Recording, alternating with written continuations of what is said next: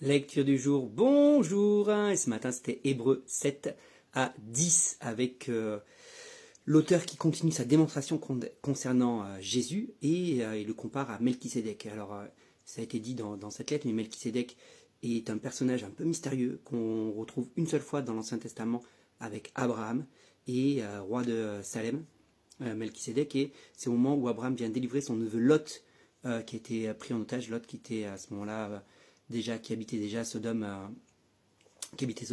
et Abraham va donner la dîme de tout à ce personnage qu'on ne sait pas trop qui c'est. Il est roi et sacrificateur.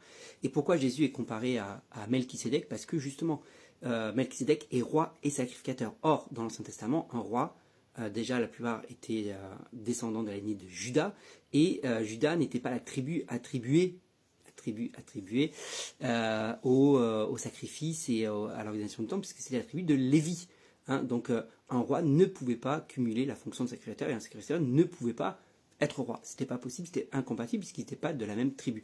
Or Jésus est bien descendant de la tribu de Juda, il est bel et bien roi, mais il est aussi sacrificateur puisque c'est lui qui s'est offert lui-même en sacrifice et son sang a permis de couvrir tous nos péchés. Et donc il continue sa démonstration, c'est vraiment excellent, vraiment l'Écriture hébreu.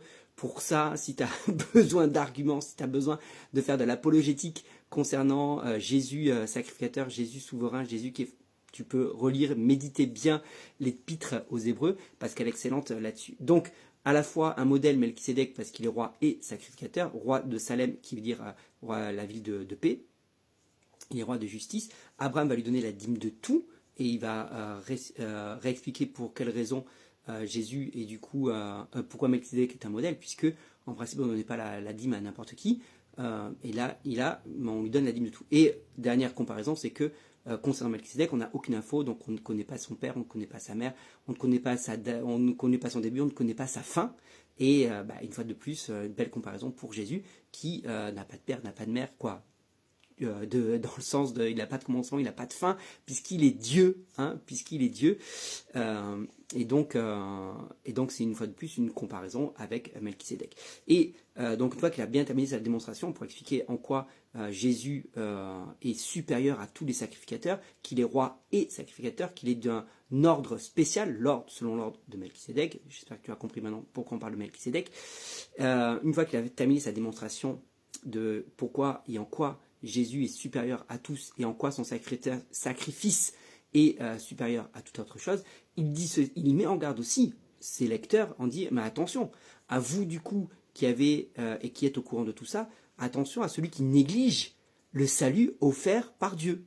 Parce que Dieu a offert son Fils en sacrifice, il y a cette nouvelle alliance qui est là, son sang couvre toutes nos fautes, mais si toi tu le refuses, si toi tu n'en veux pas, si toi tu le rejettes, que reste-t-il pour te sauver? Que reste-t-il pour te justifier? Que reste-t-il pour accéder au salut? Rien. Il te reste quoi? Il te reste juste la condamnation. La condamnation du fait que tu as rejeté. On va dire, oui, mais alors c'est quoi ce Dieu d'amour qui envoie les gens en enfer? C'est quoi ce Dieu d'amour qui condamne? Mais attention, amour ne veut pas dire injustice. Amour ne veut pas dire laxisme. Amour ne veut pas dire tout laisser faire. Et c'est là souvent qu'on confond les choses. Oui, Dieu est amour, mais Dieu est aussi juste. Dieu est amour et Dieu est souverain également. Dieu est amour, mais à un moment donné, il y a sa justice qui va s'exercer un jour. Et l'amour nous laisse libres. L'amour nous laisse le choix de accepter ou de rejeter le sacrifice de Jésus. Mais si nous rejetons le sacrifice de Jésus, alors on ne peut pas condamner Dieu. On ne peut que s'en prendre à nous-mêmes et on ne peut que se condamner nous-mêmes d'avoir rejeté le salut qui nous était offert ou la proposition de salut. Donc non, c'est pas la faute de Dieu si les gens vont en enfer, c'est les gens qui, avec la liberté que Dieu leur laisse, ont rejeté le sacrifice qui leur était donné en Jésus. C'est compliqué cette phrase. Qu'ils ont rejeté le sacrifice qui était offert en Jésus pour accéder au salut. Si tu en rejettes ça, il faut juste assumer par la suite les conséquences de ce choix. Et je pense que c'est surtout le problème d'aujourd'hui, c'est que les gens, ne veulent pas de Dieu, et ne veulent pas assumer les conséquences de leur choix. On est de toute façon dans cette société, c'est ça aujourd'hui. On ne veut plus assumer les conséquences. On veut faire ce qu'on veut sans assumer les conséquences et sans payer les conséquences de ses choix. Or, avec Dieu, ça ne marche pas comme ça.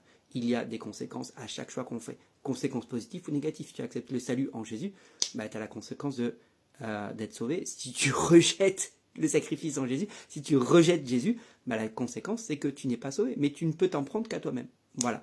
Dis-moi, toi, ce que tu as retenu de ces chapitres-là, et je te souhaite une bonne journée.